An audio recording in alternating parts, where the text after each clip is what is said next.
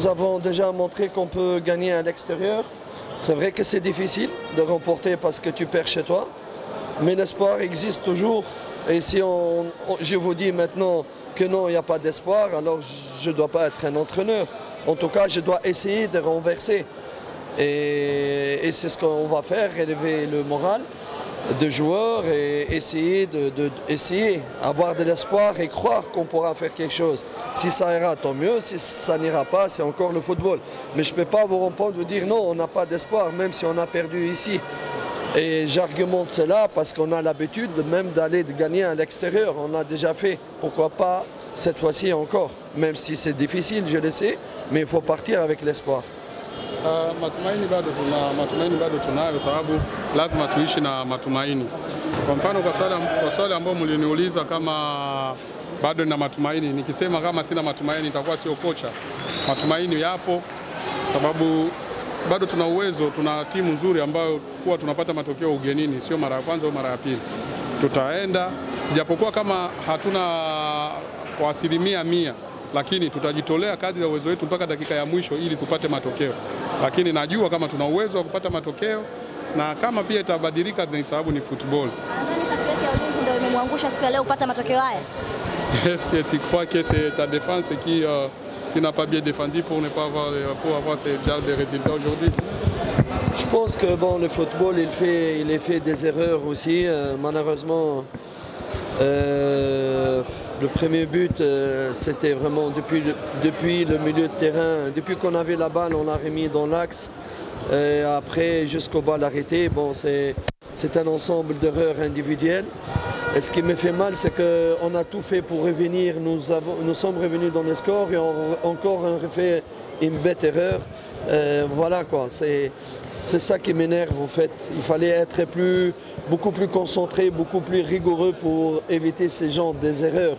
Parce que la deuxième mi-temps, surtout même dans le jeu, on a créé énormément d'occasions, on avait la maîtrise de jeu, mais avec des petites erreurs individuelles, on perd le match comme ça, c'est ça vraiment qui me déçoit quoi. Katika mpira ni mchezo wa makosa, na huwa makosa ndio yanasababisha kuwa mpira.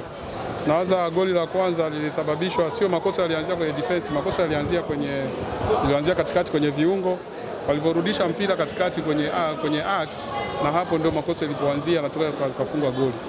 Tukajitahidi pia kuangalia namna ya kusawazisha, tukasawazisha, lakini wachezaji wakakosa concentration, na ndio kitu ambacho kimeniumiza sana sababu tumefungwa goli la kijinga sana ambalo halikuwa kabisa baada ya sisi kusawazisha.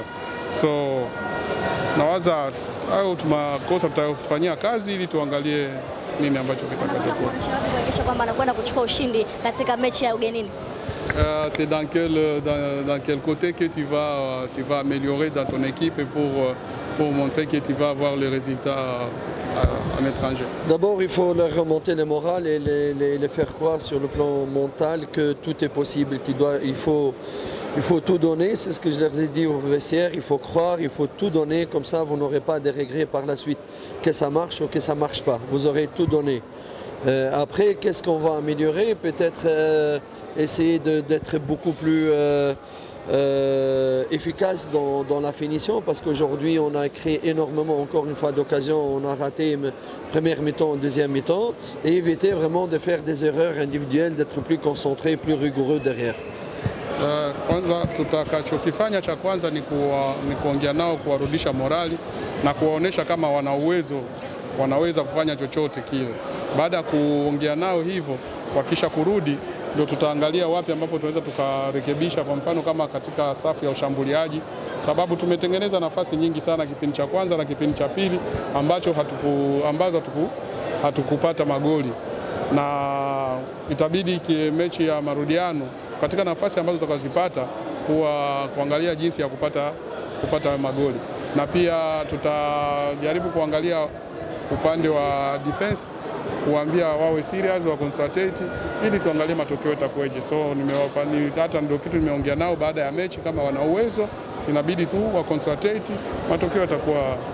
Stefan Aziz Ki hakuwa katika kiwango kizuri. Moja ya sababu ni mvua iliyomsababisha kutoonyesha mpira wake ambao mashabiki wameuzoea kila siku.